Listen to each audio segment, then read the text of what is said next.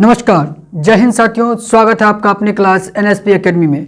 तो आइए आज हम प्रतिशत के कुछ महत्वपूर्ण सवालों को करने जा रहे हैं।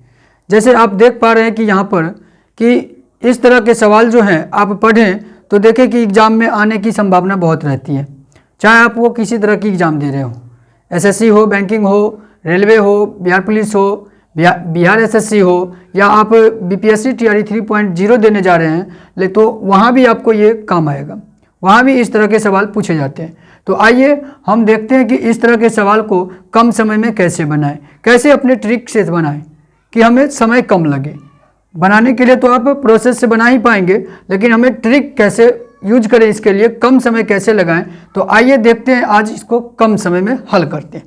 तो जैसे सवाल आप पढ़ें तो जब एक वस्तु की कीमत में 25% की कमी की गई हो तो उसकी बिक्री में 75% की वृद्धि हो जाती है, ठीक है ना।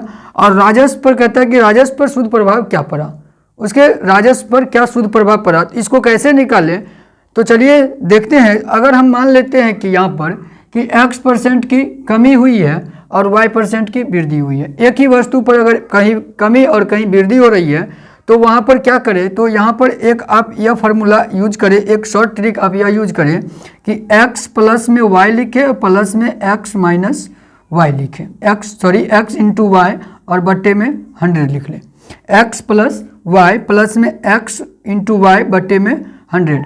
हाँ, अगर आप एक बात यहाँ पर ध्यान देंगे, अगर कहीं कमी हो रही है तो जिस किसी भी एक में कमी हो रही है उसे माइनस चिन्ह के साथ लिखेंगे और यहाँ पर माइनस प्लस कर लेंगे। चलिए हम बनाते हैं तो फिर आप समझ पाएंगे क्या कहना चाहते हैं। तो आइए, x यहाँ पर जैसे क्या कहता है कि 25% की कमी, तो माइनस में 25 रखेंगे क्योंकि कमी है तो माइनस होगा। और y यहाँ पर क्या है, तो उसकी बिक्री में 75% की वृद्धि हुई है ना, तो वृद्धि को हम प्लस में रखेंगे, प्लस में 75% हम रखेंगे, ठीक। और यहाँ पर क्या हो जाएगा, अब यहाँ पर इस चिन्ह को समझना होगा कि हमें यहाँ पर क्या देना है। इस चिन्ह के लिए हमें यहाँ प्लस रखना है या माइनस रखना है। तो आप यह देखें कि इस दोनों को प्लस माइनस करके क्या आएगा, प्लस माइनस का क्या होता है, तो माइनस क्या होता है, माइनस। अब आप यहाँ पर रखेंगे क्या, तो 25 गुने 75 बट्टे में 100, ठीक। अब यहाँ से देखिए आप, तो माइनस में 25 प्लस में 75 क्या हो जाएगा, 50।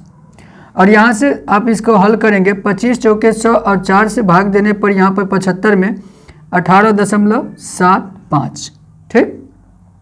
अब यहाँ आप माइनस करें तो कितना आ जाएगा, तो 25 इधर और इधर बचिए 49 में से 9 में से 8 1 और 4 में से 3। यानी अगर आपका आंसर अगर प्लस में आ रहा है, पॉजिटिव आ रहा है, तो वो क्या हो जाएगा, वृद्धि होगी। और अगर निगेटिव में होता, माइनस में होता, तो वहाँ पर कमी होती। तो यहाँ पर हम देख रहे हैं कि प्लस में आ रहा है, तो यहाँ क्या हो जाएगा, 31.25 की वृद्धि होगी उसके राजस्व में। तो इसका आंसर क्या हो जाएगा, डी नंबर ऑप्शन आंसर हो जाएगा।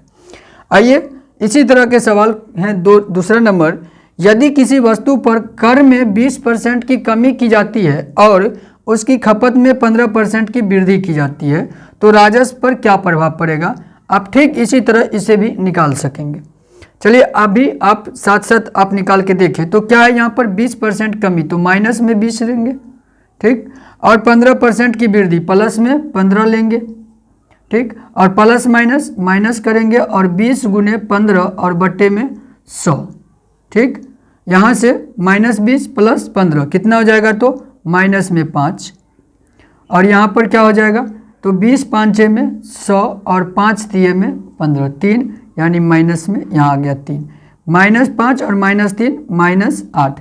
माइनस में आंसर आ रहा है यानी कि कमी, तो क्या हो जाएगा, 8% की कमी होगी, उसके राजस्व पर प्रभाव पड़ेगा 8% की कमी। तो साथियों, इसी तरह के ट्रिक वाले वीडियो देखने के लिए आप हमारे चैनल से जुड़ जाएं, हमारे चैनल को सब्सक्राइब कर ले। और अगर यह क्लास आपको अच्छा लगा हो तो लाइक कर दे, अपने दोस्तों के साथ शेयर कर ले। चलिए, जय हिंद, धन्यवाद।